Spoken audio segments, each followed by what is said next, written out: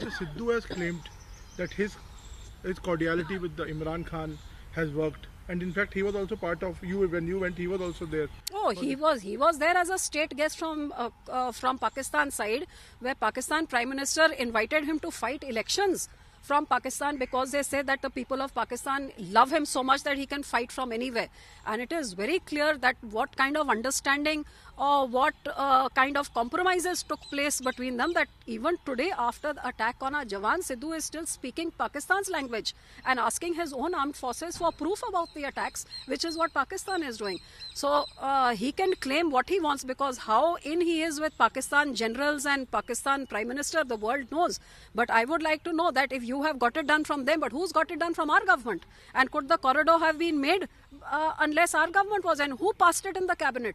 And who put the foundation stone first? And who has now given the work allocation and is doing the land acquisition? And who is talking Pakistan's language? So he can say what he wants. He's a Pak agent. He obviously has to speak about Pakistan. रावली का इस्तेमाल करना सिद्धू साहब को कहीं ना कहीं Pakistan agent फिर बोलना आपको लगता है ठीक लगता है केंद्र में? देखो, किसी को अपनी नेशनलिज्म को प्रूव करने की जरूरत नहीं होती, स्पेशली एक क्रिकेटर को जो ग्राउंड पे जाके अपनी हड्डियां तोड़ा के भी अपने देश के लिए मरता है। तो नवजोत सिद्धू एक ऐसा शुरू से सिंस स्पोर्ट्स के साथ अटैच्ड होता है, और ग्राउंड पे तो इनकी वॉर होती थी, पर वॉर रूम जब तुम्हारा मैच खत्म हो जाता था उसके बाद ड्रेसिंग रूम में जप्पियां भी डालते थे। तो ये उस लेवल पे है कि जब लड़ाई होती है तो उसको तुम इतने ग्रो कर जाते हो लाइफ में, इवन स्पिरिचुअली, कि तुम बिना रीजन के लोगों को दिखाना कि हम गालियां निकाल के बड़े बन रहे हैं, ये बहुत छोटापन होता है। ये तुम्हारा अंदर का छोटापन है जो तुम्हें दिखाता है कि तुम गालियां निकाल के शायद बड़ा बनने की कोशिश कर रहे हो। तुम दिमाग से काम लो, और अगर कंट्री को प्यार करते हो तो कंट्री के हित में नहीं है कि हम वॉर करें। कंट्री के हित में यही है कि अगर टॉक्स के थ्रू, डायलॉग के थ्रू, दोनों कंट्रीज, कितनी बार हर कंट्री का यही रहता है कि लड़ाइयां रहती हैं कंट्रीज में, पर कहीं ना कहीं टॉक्स के थ्रू अगर पीस प्रोसेस हो जाता है तो बहुत अच्छा होता है। पर ऑफ कोर्स तुम नेशनल लेवल पे ये जो बातें हैं तो वो सीनियर्स पे छोड़ देते हैं, हम उसमें ऐसे छोटे छोटे कमेंट्स करने is not nice. If the borders were divided, if Punjab was divided, it was Jawaharlal Nehru's decision. That border could easily have been 2 kilometers more. We still have in many areas of Punjab where our fields are on that side of Pakistan. If that could be done, this Gurdwara, which is 3 kilometers away, could have been here. That was Jawaharlal Nehru's decision. What did Indira Gandhi do? To suppress the Sikhs and to demoralize them after Jawaharlal Nehru broke Punjab up from its royal length that it was from Pakistan to Delhi. Indira Gandhi came and attacked the Golden Temple, killed thousands of innocents there. Then comes her son Rajiv Gandhi, who then for his political reason massacres millions of Sikhs all over. And now Rahul Gandhi speaks the language of Pakistan. So this Gandhi family and this Congress party has always been anti-Sikhs and anti-Punjab, whether it's a capital of Chandigarh which was supposed to come, whether it's a riparian principle, waters of Punjab, or whether it's the Sikh community.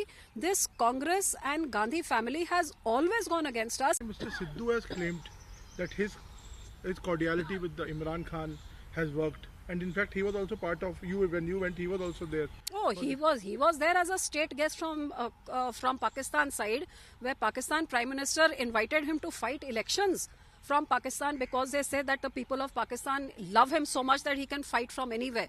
And it is very clear that what kind of understanding or what kind of compromises took place between them, that even today after the attack on our Jawan, Sidhu is still speaking Pakistan's language and asking his own armed forces for proof about the attacks, which is what Pakistan is doing.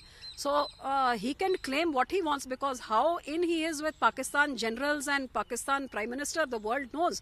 But I would like to know that if you have got it done from them, but who's got it done from our government?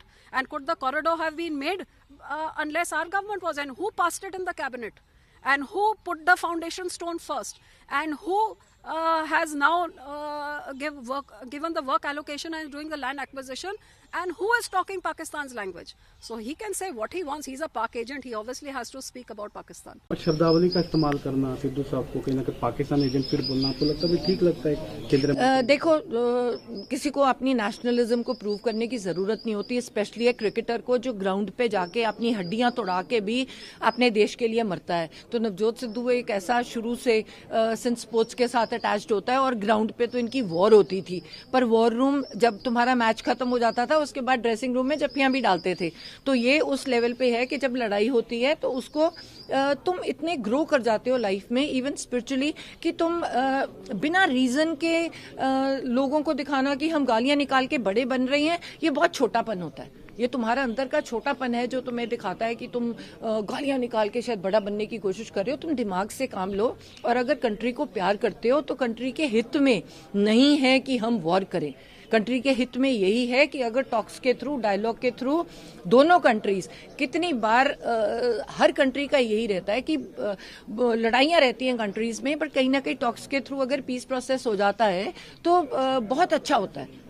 पर of course तुम national level पे ये जो बातें हैं तो वो seniors पे छोड़ देते हैं हम, उसमें ऐसे छोटे छोटे कमेंट्स करने इज नॉट नाइस। इसका कोई परमानेंट सोल्यूशन इंटरनेशनल कम्युनिटी को साथ लेके जरूर होना चाहिए, और सजा याफ्ता भी जरूर करना चाहिए। लेकिन साथ बाय साथ इसका मुझे जो लगता है कि डायलॉग से, इंटरनेशनल कम्युनिटी का प्रेशर पूरी तरह से करके, कि जो गालियां निकालने से ये नहीं ठीक होगा। इसका एक परमानेंट सोल्यूशन आना चाहिए। कब तक हमारे जवान शहीद होते रहेंगे और कब तक ये खून खराबा चलता रहेगा? तो सर, दो देशों के रिश्ते में खटास नहीं है। देखिए, एक बात आप समझ लीजिए, मैंने आपको पहले कहा ना कि हर देश में there is the good, there is the bad, there is the ugly. ये जो चंद लोग ये सब कुछ कर जाते हैं, इनको सजा याफ्ता करना चाहिए, लेकिन इसका मतलब ये नहीं कि पूरी कौम को आप चपेटे में ले लो, समझे नहीं? मुझे लगता है कि हर हालत में जो कुछ भी हुआ है उसकी इंटरनेशनल कम्युनिटी में, पूरे वर्ल्ड में निंदा होनी चाहिए, और उसका एक, जिसको कहते हैं ना कि उसकी निचाई पूरी गहराई तक जाके उसका आत्मचिंतन होना चाहिए, और एक परमानेंट सोल्यूशन डायलॉग से ज़रूर निकलना चाहिए। प्रेशर इंटरनेशनल कम्युनिटी को साथ लेके, वो प्रेशर ग्रुप जब तक नहीं बनेगा ऐसे ही होता रहेगा। किसी को गालियां देने से ये हल नहीं होगा भाई, ये किसी को गालियां देने से ये हल नहीं होगा। जहाँ जहाँ आप वियतनाम देख लो, आप और हज़ार जगह देख लो जहाँ जहाँ जंग होती रही है, एक तरफ अगर ये दर्दनाक खौफनाक हादसे होते हैं, दूसरी तरफ उसके साथ साथ डायलॉग भी चलता है, ताकि कोई परमानेंट सोल्यूशन निकले। ये खून खराबे का करतारपुर से क्या लेना देना भाई? वो जोड़ता है लोगों को, दिलों को, आस्था से। जब आदमी पिलग्रिम बन के जाता है, उसकी आस्था से वो अलग ही इंसान होता है।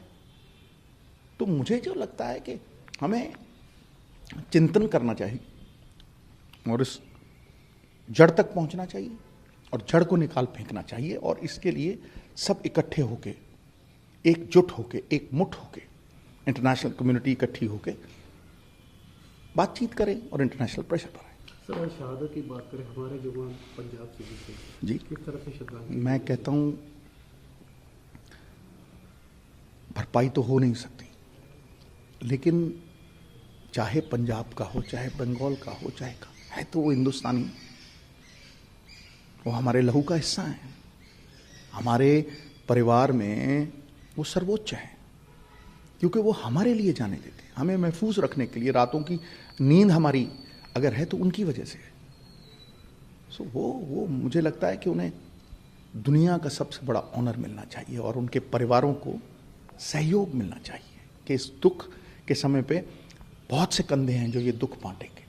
मेरी बात जो होती है ना, उसको डिस्टॉर्ट किया जाता है, एक लाइन बोली जाती है उसमें, उसको पूरी तरह से दिखाया नहीं जाता, क्योंकि बहुत लोग भयभीत होते हैं, समझ रहे हो ना, इनसिक्योर भी होते हैं। लेकिन मैंने यही कहा था, जो कल कहा था, आज भी वहीं खड़ा हूं कि आतंकवाद का ना कोई धर्म है, ना कोई मजहब है, ना कोई देश है, ना कोई जात है। और जैसे लोहा लोहे को काटता है, आग आग को काटती है, सांप जब डंक मारता है तो उसका एंटीडोट सांप का विष है, वैसे ही कुचला जाना चाहिए कहीं पे भी। और यही स्टेटमेंट कल थी, लेकिन इसमें से एक चीज उठा लेते हैं वो, और वो चीज उठा के फिर सुन, मैं आगे बता रहा हूं आपको, आगे मेरी पहली बात सुन लीजिए, तो उसके बाद आप जो निर्णय को करें वो आपके ऊपर है। आप बहुत सयाने लोग हैं। जिस डायलॉग की बात की थी कि 70 साल से ये बंद नहीं हुआ, जब कोई पॉलिटिशियन जाता है तो शहर जाम हो जाते हैं। जब 3000 जवान जाता है तो भाई ट्रैकर क्यों नहीं चलता? तो फिर भाई उन जवानों की जो हमारी सुरक्षा के लिए रात दिन लगाते हैं, उनकी सुरक्षा का ध्यान क्यों नहीं रखा जाता? और उसका एक डिमोरलाइजिंग इफेक्ट आता है। क्यों उनको बाय एयर नहीं ले जाया गया? सवेरे 3 बजे से वो चलते हैं। ये चिंतन के विषय हैं। सारा देश एकजुट होकर लड़ रहा है, लेकिन क्या इन 3-4 लोगों की वजह से आज करतारपुर साहब के कॉरिडोर पे क्वेश्चन मार्क लगेगा? प्रधानमंत्रियों के किए हुए निर्णय पे क्वेश्चन मार्क लगेगा? बाबा नानक भी बाबर से लड़े थे। बाबा नानक के चरणों की धूल है ये नवजोत सिंह सिद्धू, लेकिन बाबा नानक की फिलॉसफी क्या थी, क्या है, ये सारी दुनिया जानती है।